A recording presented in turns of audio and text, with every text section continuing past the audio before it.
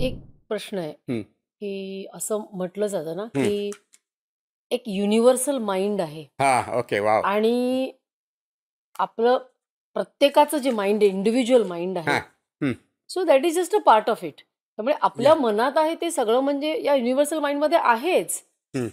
मग असं काही वेगळं नाही. आता असं जे बाहेर आहे तेच आतमध्ये आहे, आता नाही का? What we have entered is not psychology. Okay. We have entered philosophy. Philosophy. At the most we can say it विचारणारच is होते, की आता metaphysics. Philosophy. Yeah, metaphysics.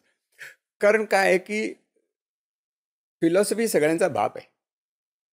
It's the true the true knowledge comes only from philosophy. पण philosophy ही मॉरॅलिटीमध्ये जास्त अडकली.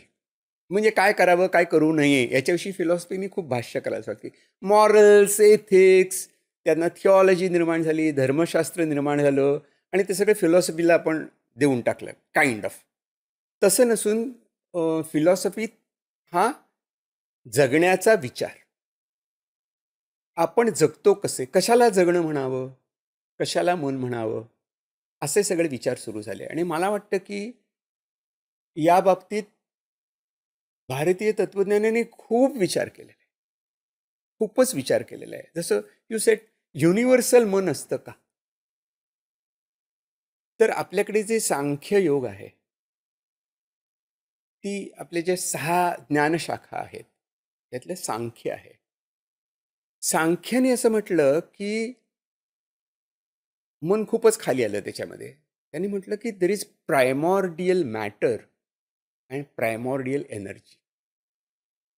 म्हणजे सर्वव्यापी ऊर्जा आहे, शक्ती आहे. शक्ती म्हणजे शक्तीचा वेगळा अर्थ होतो. म्हणून ऊर्जा म्हणूया आपण.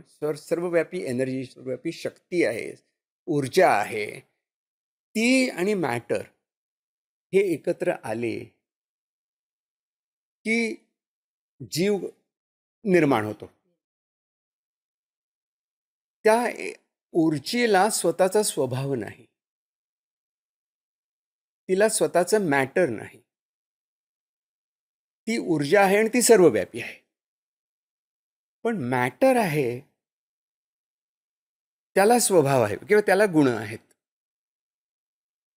म्हणून एकाला त्यांनी पुरुष म्हटलं. जर पुरुष अर्थ पुरुष या अर्थाने नाही, तर ऊर्जा या अर्थाने. आणि दुसरीला प्रकृती म्हटलं. आणि पुरुष आणि प्रकृती जेव्हा एकत्र येतात, तेव्हा प्रकृतीचे जे गुण असतात, ते गुण आणि पुरुष ते एकत्र येऊन जीवन घडत असतं. आणि ते कसं घडतं? त्याच्यामध्ये निर्माण काय होतं? तर त्यातनं पहिलं निर्माण होतं त्याला त्यांनी महत म्हटलं. म्हणजे हे फिलॉसॉफिकल आहे. महत म्हटलं. आणि त्या महतचे वेगवेगळे त्यांनी भाग करायला सुरुवात केली, की देअर इज समथिंग कॉल्ड महत म्हणजे बुद्धी. म्हणजे पुन्हा मन नाही, हं. बुद्धी, महत महत म्हणूया आपण त्याला. त्यातनं निर्माण होतो तो अहंकार म्हणजे स्वची जाणीव. पुन्हा अहंकार म्हणजे अहंकारीपणा नव्हे, तर आय एक्झिस्ट, आय ॲम, मी आहे, मला अस्तित्व माझं जाणवतं. हे अस्तित्व मला जाणवतं म्हणून तो अहंकार. आणि त्याचे वेगवेगळे आपण पाठ करत असतो. त्याच्यामधनं मन, बुद्धी, अहंकार, आत्मा म्हणजे पुन्हा ऊर्जेची जाणीव, अशा सगळ्या होत जातात. आणि या प्रकृतीला गुण आहेत, म्हणजे सत्व, रज आणि तम. आता हे फिलॉसॉफी आहे. सत्व असं दाखवता येत नाही ना आपल्याला. मायक्रोस्कोप खाली बघून बघा, सत्व आहे, तम आहे, नाही सांगता येणार आपल्याला. पण गुण म्हणजे काय? तर गुण म्हणजे विशिष्ट प्रकारे जगण्याची वृत्ती. ती आपल्याला वेगळ्या माणसामध्ये वेगळी दिसते. एकाच माणसात वेगवेगळ्या वेळेला वेगवेगळ्या गोष्टी, ॲज यू सेड, या माणसाचा राग येतो, याचा येत नाही. प्रसंगोपात असते, व्यक्तिसापेक्ष असते, कालसापेक्ष असते, वयसापेक्ष असते. असे गुण प्रत्येक व्यक्तीमध्ये असतात. आणि त्यांचं म्हणणं असं आहे, की हे त्रिगुण आहेत आणि त्रिदोष आहेत.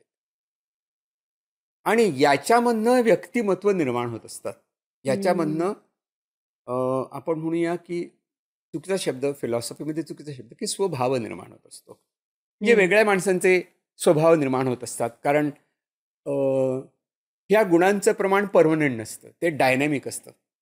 सत्व, रज, तम हे सगळ्यातच असतात. हं. आणि त्यांचं परम्युटेशन, कॉम्बिनेशन होत असतं. आणि कफ, वात, पित्त असतं. एक सॉलिड आहे, लिक्विड आहे, एक वायू आहे. पंचमहाभूतातलं. ही क्लिप शेवटपर्यंत बघितल्याबद्दल खूप खूप धन्यवाद. संपूर्ण एपिसोड बघण्यासाठी खाली दिलेल्या लिंकवर क्लिक करा आणि सर्व काही चॅनलला सबस्क्राईब करायला विसरू नका.